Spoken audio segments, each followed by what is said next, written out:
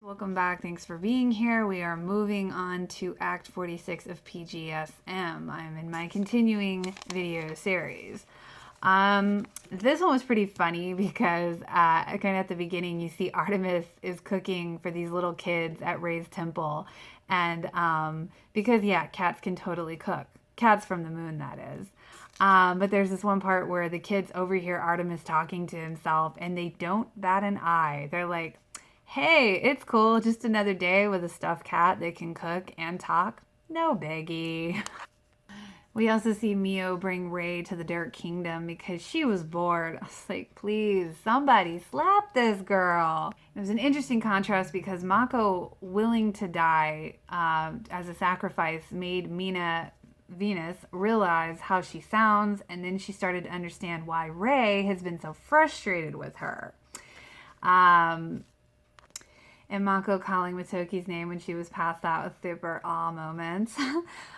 Jed totally wanted to kill Ray in the Dark Kingdom, and of course Mamo stands in front of her and claims that he will put an end to their past lives as he is now living for the moment. Jed seriously needs to be slapped too, like for real. Artemis showed Mina that Mina matters. Her music touches people's lives, and Matoki also got to give Mako her turtle charm that he thought broke when she was sacrificing herself. Mako realized that there is strength in not being alone. And it's funny because it took up until this episode to really start kind of seeing Matoki in a bit of a different light for me. You kind of see maybe a more serious side to him because he's so goofy. And pretty much near the end of this episode, you see Mina accepting her life as Mina, and Mina is important, and that life is important. And through that, her true powers awaken, and they are finally a team. The team has its leader. But of course, Ray and Mina still have their back and forth, calling each other on their crap. And I think that's an important aspect of their friendship, truthfully. In Act 47 with Mina, we kind of get the more zany, I guess a little bit of the more zany side of Mina that we kind of recognize with Mina is when she liked to get Artemis with things popping out of boxes. So I guess that's as much as we're going to get on that for PGSM. It really kind of did trip me out to see how much they kept from Usagi. But I guess that was not only their way of not stressing her out, but if you think about it, I guess it was kind of the way of showing that reverence to their sovereign, which they never really did on OSM. But if you think about it, because when the flashes that we see from the princess on the moon, when she was on the moon, that they kind of did do that. So it was kind of a different angle because I was like, I never really made that connection before. I was like, it was weird, but I was like, oh wait, that kind of makes sense because I'm sure they did that before in their past life, and that's the way of showing reverence and taking care of things on behalf of their princess. So that was just my kind of interpretation. It's kind of another way of protecting their princess. I was also really glad at this point that they were starting to really show that the silver crystal can heal as well as destroy, because they were leaning more towards the healing side, because before it was just all destroy, catastrophic, oh no, and now they were really starting to be like, oh yeah, it can heal too, by the way. There was this one point of Mio taunting Mamo, and there was this painting on the wall, and she's like, oh, we'll hang that in our castle. I'm just like, your cat.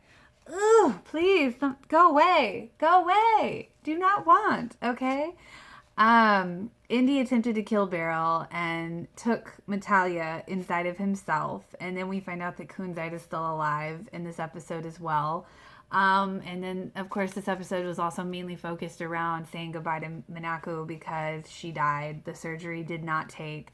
And Ray was you see Ray just in anguish over this, and of course she takes all that anger out on the battle and the Yuma and the battle that they have in this episode.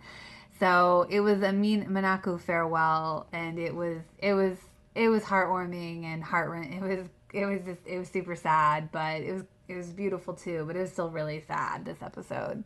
And speaking of emotion, because rolling on to Act 48, the emotion got even more so, because before, when Mamo left for the Dark Kingdom, he told Usagi to smile and laugh and be strong. And then he comes back in this episode and he goes, Baka, you idiot, when you're with me, you don't have to keep putting on a strong face. And it was just such a tearful, seriously strong, emotional moment. And I loved it so much because he told her that since he had sealed Natalia away within himself, she doesn't have to work so hard. I love it because it's not just her that has to save the world. This really demonstrates that, he is useful and they are a team, and it doesn't have to just be all on her like it was in OSM. So I kind of love that aspect of it. And, when you think about it, it really does make much more sense because he is supposed to be the prince of the earth. So he would have to have some doing in saving the earth, because that is what his birthright, right? So this kind of makes them more on the same level. It gives him a more equal footing with her than I think OSM did. So I do love that. And of course, Kunzite not being dead, he has to go fight Indy because he's angry about everything. And he wanted to give Mamo an honorable death, but that didn't work. But then you see Kunzite at the very last split second because Jedi comes in and tries to kill Mamo. And of course, Kunzite takes the sword for Mamo, or Indy. So it was kind of like, okay, in those very last split seconds, Kunzite, I guess, came to his senses and he remembered and, he redeemed himself. And in Kunzite dying, he tells Jedi, hey, Barrel's not your master. And of course, Jedi doesn't listen. Mio kidnaps Usagi in this episode as well. And in that, she tells Usagi, by the way, Mamo is going to destroy himself to get rid of Natalia because he took Natalia in himself. So Usagi's like dealing with this realization. And in that, well, I will say that all the new attacks, the new attack and the Sailor Teleport is worth mention in this episode as well. It's pretty emotional because you see Mamo or Indy like starting to change with Natalia taking over his body, and he's bad, and he's like knocking out all the Sailor Scouts, and here comes Usagi, and she's got the sword and she's dragging it and she's crying, and the spirit of Mamo helps her basically kill him. And it's just like, oh my god, like, did that just happen? And after, you see Sailor Moon say, I thought you said I didn't have to keep being strong all the time. And that was just like a really real moment of like, oh my god, I can't. And then we go on to the official last act of 49. And I have to say, seeing Queen Beryl was pretty anti-her in this episode because she was really calm and normal. It was almost weird. Then she said, Princess, why must you always take what is mine? It's just like, wow, you really are crazy till the very end because like, he was never yours, honey. And, when Princess Sailor Moon appears after Indy is gone and is in front of Queen Beryl, I'm so torn because I know everybody says, like, oh, she's, like, not really good. It's not good when she appears, but she's so stoic and she's so serious and she's so, like, on point. Like, she's just laying the smack down left and right. Like, it's no big deal to her. So I just love it. It's just so cool to see.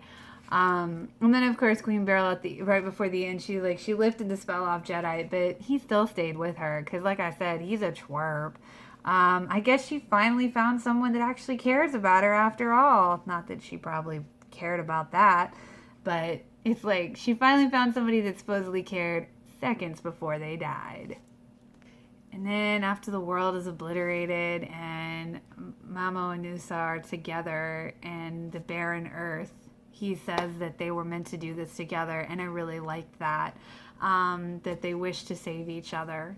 You see them walking hand in hand as Princess Serenity and Prince Endymion. They come to this arch, and Indy puts a ring on her finger, and they kiss, and that kiss is like the kiss that rebirthed the world. And it was just so beautiful and graceful, and just, it was kind of awesome. I was like, oh my God, this is great. It was seriously everything. Then, it goes back to the way things were, but the girls had forgotten, but then they slowly start to remember. And, Usa wakes up in nothing, like limbo, I guess. And the princess comes to her and tells her that the crystal has been destroyed, and with it, the tragedy of your cursed past life. Just when you think she has to go back without Mamo, his guards show up and telling him to live his life and that they will be with him always and they will return if needed. So with the crystal gone, they get to live their lives for them and in peace. And there really was no future Neo Queen and Neo King Serenity. There was no Rini. And, that was really cool for me. So it was a really kind of peaceful ending, and it was really beautiful, and I love that. And and now I'm going to move on to the couple other videos that I'm going to make for this and to continue in this continuing series. I'm going to talk about the wedding, we're getting married, Act 50 in the next video. So thanks for being here. Come on back if you enjoyed, like and subscribe. Until next time.